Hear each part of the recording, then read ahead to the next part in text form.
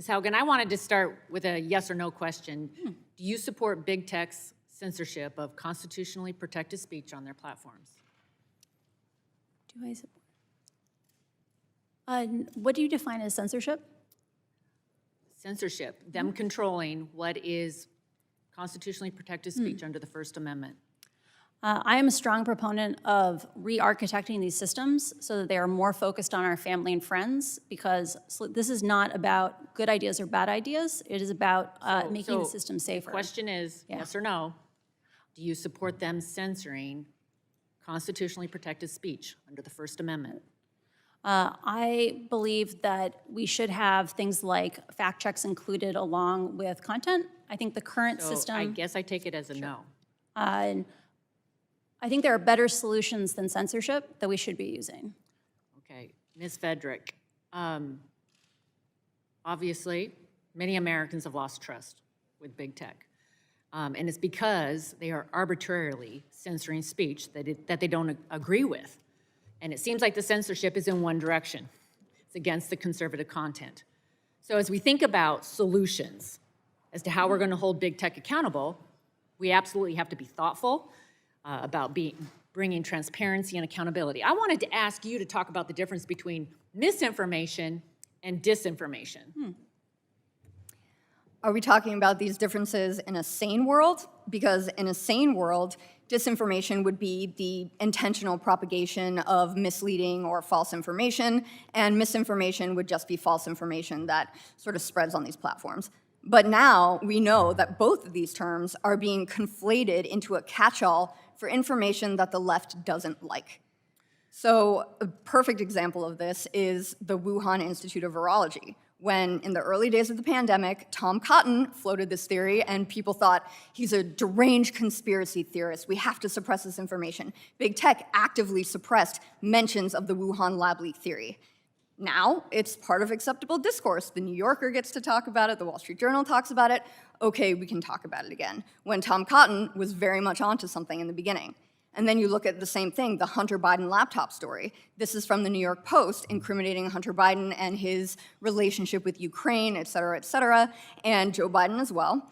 And the New York Post, and Facebook and Twitter, we have proof of this, actively suppressed links to that information. They didn't allow people to actually click on this story.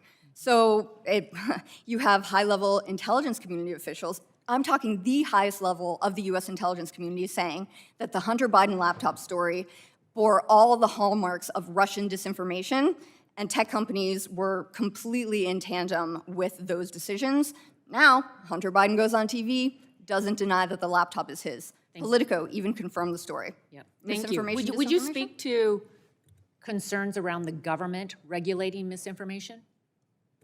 This is huge. And in July, Jen Psaki and the Surgeon General, they got up on the podium, they spoke from the White House with the imprimatur of the state, and they said, we are directly communicating with Facebook, and we have pointed out specific posts, specific accounts that we want them to take off the platform. Within a month, all of those accounts and those users, those posts, 12 of them, in fact, were gone. CNN gloated about it later. So when the government works with these big tech companies to stifle speech, you have a problem, and you have a First Amendment problem in that regard. The difference between tech companies and the government policing speech is elided when that happens. So I've been working on some legislation with Jim Jordan, and what it proposes is that it would remove those Section 230 protections for big tech when they are taking down the constitutionally protected speech. It also sunsets the new provisions in 5 years. The goal here is for them to have to earn the liability protections. So do you believe that this would be an effective way to hold them accountable and prevent this censorship? I think tech always outpaces attempts to govern it. The sunset clause is a great idea. We advocated for it at the Heritage Foundation.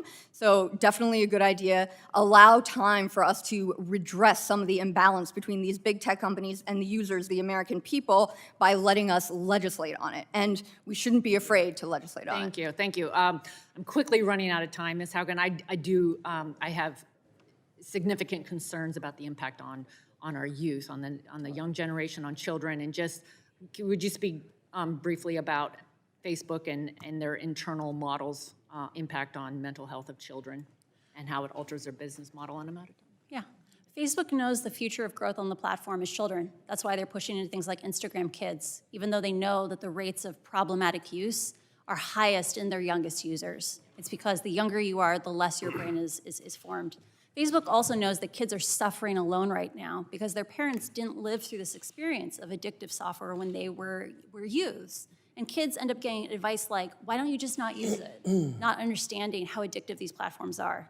I think the fact that Facebook knows that kids are suffering alone and that their products are actively contributing to this is a problem.